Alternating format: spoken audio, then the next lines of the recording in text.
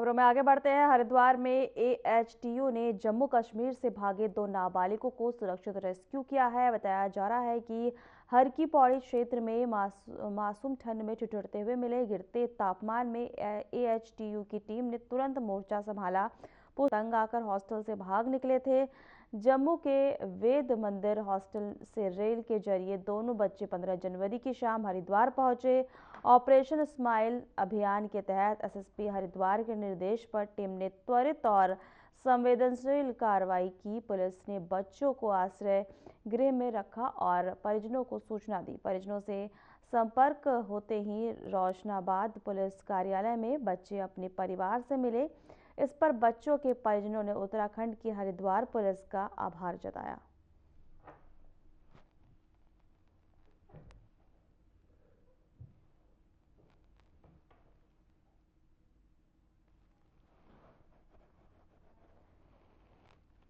Number दे दिया, कुछ भी होता है मम्मा पापा को। देखिए 15 तारीख की शाम को दो बच्चों आहिल पुत्र रोहित कुमार और हिमांशु पुत्र बिरला बाली जिनकी उम्र 11 और 8 वर्ष है, वो अपने हॉस्टल से भागकर यहाँ आ गए थे।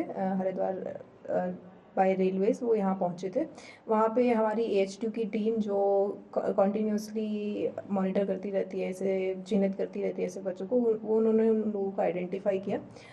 इतनी सर्दी में ठिठुरते हुए में जब उन लोगों ने दो बच्चों को देखा अकेले, तो उनसे जब पूछताछ की गई तो पता चला कि वो जम्मू से भागकर यहाँ आए हैं, वहाँ से हॉस्टल से अपने भाग के यहाँ आए हैं। इस संबंध में उच्च अधिकारियों को अवगत कराया गया और आवश्यक कार्रवाई की गई। दोनों बच्चों की काउंसलिंग भी कराई गई सीडब्ल्यूसी के माध्यम से और उन्होंने बाल संरक्षण गृह भेजा गया। इसके उपरांत उनके पेरेंट्स से कांटेक्ट किया गया, जो जिनका उनकी फैमिली भी जम्मू में ही रहती है, उनसे कांटेक्ट किया गया।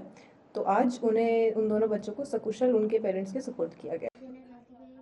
बिना गलती में मारते हैं। उत्तराखंड में कई आईएएस पीसीएस अधिकारियों के तबादले। 18 आईएएस अधिकारियों के दायित्वों में हुआ फेरबदल। आपको बता दें कि रणवीर चौहान से हटाया गया राज्य संपत्ति विभाग। सचिन कुर्बे को चिकित्सा स्वास्थ्य की जिम्मेदारी दी गई। वहीं आर राजेश को मिली आवास राज्य संपत्ति विभाग की जिम्मेदारी। 11 पीसीएस अधिकारियों के भी बदले गए विभाग।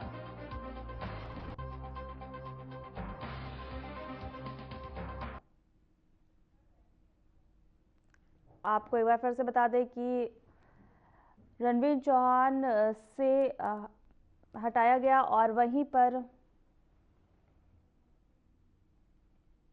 एक बार आपको फिर से बता दें 11 पीसीएस अधिकारियों के भी बदले गए विभाग।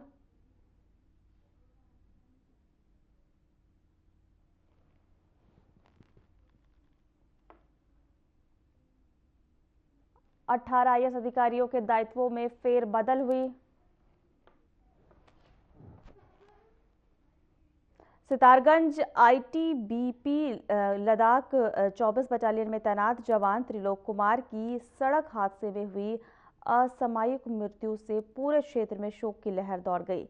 तो वहीं इस हादसे के बाद उनके पैतृक गांव कैलाशपुरी में पूरे राजकीय सम्मान के साथ उन्हें अंत्येष्टि संपन्न की गई। इस दौरान आईटीबीपी के उच्च अधिकारियों ने पहुंचकर शहीद जवान को श्रद्धापूर्वक श्रद्धांजलि अर्पित की। साथ ही इस मौके पर अंत्येष्टि स्थल पर आईटीबीपी के जवानों द्वारा गार्ड ऑफ ऑनर दिया गया और नम आंखों से त्रिलोक कुमार को अंतिम विदाई दी गई।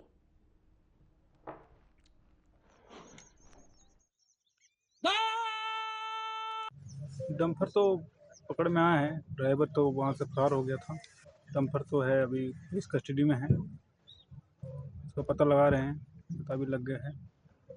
अभी तो आपके भाई ये त्रिलोकी कुमार और मेरा नाम अरविंद कुमार, हम दोनों साथ में ही रहते थे बचपन से। ये हमारा कभी फिजिकल ग्राउंड हुआ करता था, इन नदी किनारे हम फिजिकल करते थे और एक साथ तैयारी करते थे।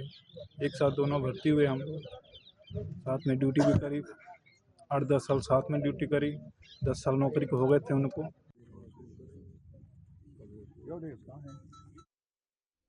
लालकुआं में हुए दर्दनाक सड़क हादसे में 2 जिंदगियों के बुझने के बाद आखिरकार प्रशासन की नींद टूटी। तो वहीं इस हादसे में सिस्टम की लापरवाही की बेनकाम कर दिया, जिसके बाद से एसपी सिटी मनोज कत्याल के नेतृत्व में प्रशासन, पुलिस और परिवहन विभाग की संयुक्त टीम मौके पर पहुंची और घटनास्थल का मुआयना किया, जहां निरीक्षण के दौरान परिवहन विभाग ने सड़क की पैमाइश कर हादसे के कारणों को तकनीकी रूप से परखा, जिसके बाद प्रशासन ने माना कि हाईवे की दोनों सर्विस लाइनों पर फैली अवैध पार्किंग और सड़क किनारे हुआ अतिक्रमण हादसों को खुला न्योता दे रहा है, जिस पर अधिकारियों ने ऐलान किया कि जल्द ही इन अवैध गतिविधियों के खिलाफ बड़ा अभियान चलाया जाएगा।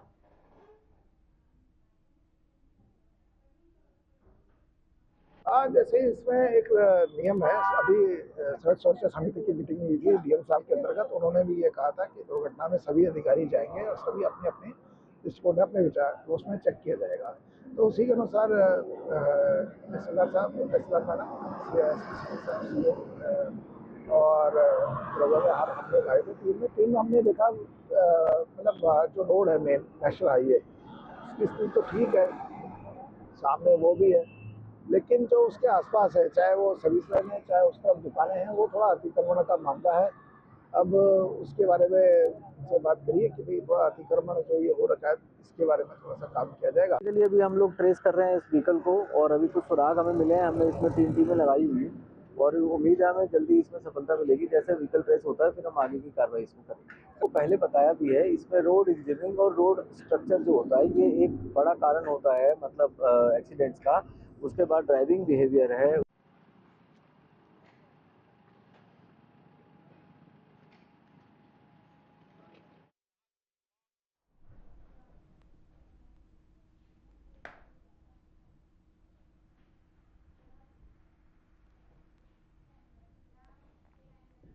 लालकुआं के ट्रांसपोर्ट नगर क्षेत्र में दर्दनाक सड़क हादसा हो गया, जिसमें पति पत्नी की मौके पर ही मौत हो गई।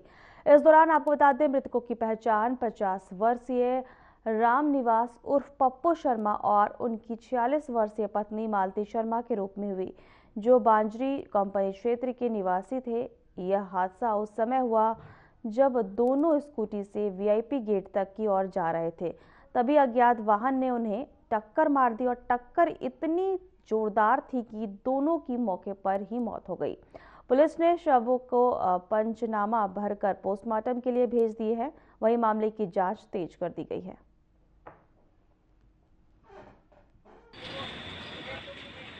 अभी आपको एक ही दुर्घटना की जानकारी, दुर्घटनाएं 2 हुई हैं वहाँ पे। एक बुलेट वाले को भी एक मार गया, वो तो उसने कूद के अपनी जान बचा ली, नहीं तो ये तीसरी मौत भी आज हो जाती। और जिस तरीके से बेतरतीब वाहन खड़े रहते हैं सेंचुरी के गेट के पास, पूरी इन्होंने लाइन घेर के खड़े रहते हैं। इनको एक तो यहाँ से हटाना चाहिए, पुलिस कोई कार्रवाई नहीं करती इनके ऊपर और इसकी वजह से दुर्घटनाएं रोज दिन पर दिन बढ़ती जा रही हैं। इसमें लगभग 12:45 बजे हम लोग को उसमें जानकारी इस घटना की प्राप्त हुई थी। इसमें 2 व्यक्ति जो हैं उनकी एक एक्सीडेंट हुआ है, वो लोग 2 व्हीलर पे थे और एक बड़े ट्रक से उनका एक्सीडेंट हुआ और उसके बाद उन लोगों को हॉस्पिटल ले जाया गया, जहाँ पे उन्हें ब्रॉड डेड घोषित किया गया। और ये गंभीर घटना है। इसमें हम लोग जो ड्राइवर है और जो वाहन है उसकी शिनाख्त करने के लिए हम लोगों ने टीमें ऑलरेडी इसमें लगा दी और इसमें कड़ी से कड़ी कार्रवाई हम लोग करेंगे। कहाँ के रहने वाले सभी बंदी? ये वहीं बजरी कॉलोनी राजीव नगर के रहने वाले हैं। बाकी इनको आगे डिटेल्स जो है वो वेरीफाई की जा रही है।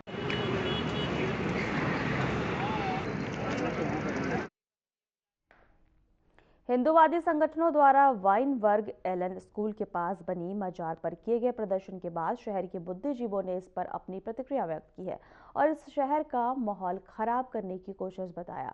वहीं मुस्लिम समुदाय और बाबा बुल्ले शाह की मजार पर आस्था रखने वाले लोगों ने इसे राजनीति से प्रेरित घटना करार दिया और भविष्य में ऐसी घटनाओं की पुनरावृत्ति न होने के लिए शासन प्रशासन से व्यवस्था की मांग की। इस मौके पर पूर्व नगर पालिका अध्यक्ष अनुज गुप्ता ने कहा कि यह घटना सुनियोजित तरीके से शहर के महत्वपूर्ण मुद्दों से ध्यान भटकाने के लिए की गई है।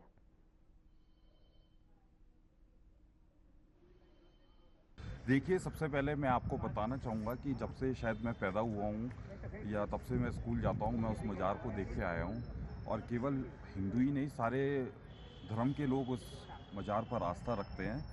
और मेरा ये मानना है ये एक सुनियोजित तरीके से इस एक जो शहर के ज्वलंत मुद्दे हैं उनका ध्यान भटकाने के लिए इस तरीके की चीज़ें की जा रही है।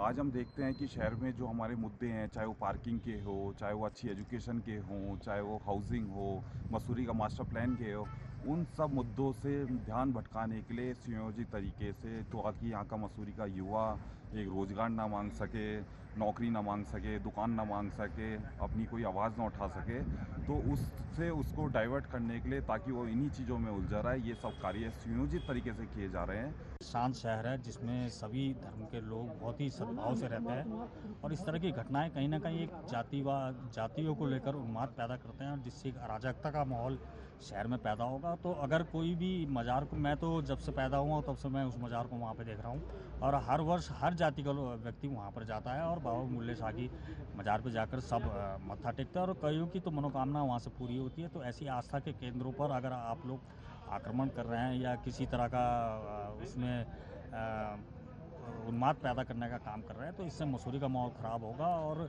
हमें तो ये सोचना चाहिए कि हमें, क्योंकि मुद्दों से भटकाया जा रहा है। मैं देख रहा था कल कि जिस तरह काशी में पुराने 150 मंदिरों को तोड़कर एक कॉरिडोर बनाने का काम किया जा रहा है, तो हमारी जो इतिहास है उन्हें मंदिरों को भी मिटाया जा रहा है। कहीं हमारे इतिहास की जो हमारे मस्जिदें हैं, चाहे ऐसी चीज़ें हैं जो हमारी धार्मिक चीज़ें हैं, उन चीज़ों से कभी छेड़छाड़ नहीं होनी चाहिए।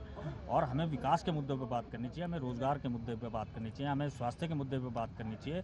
तो इन मुद्दों पे तो कोई आगे आता नहीं, लेकिन हाँ, जातीय उन्माद फैलाने के लिए और अराजकता फैलाने के लिए अगर ऐसे माहौल मसूरी के शांत वातावरण में क्रिएट किया जाएगा, तो इसका हम पुरजोर विरोध करते हैं कि जो भी चीज़ें हैं उनको बैठकर और ढंग से जो भी काम करना है वो किया जाए, लेकिन जातिवाद चीज़ों को लेकर और धार्मिक क्षेत्रों को लेकर किसी तरह का भी अराजकता का माहौल यहाँ पैदा ना किया।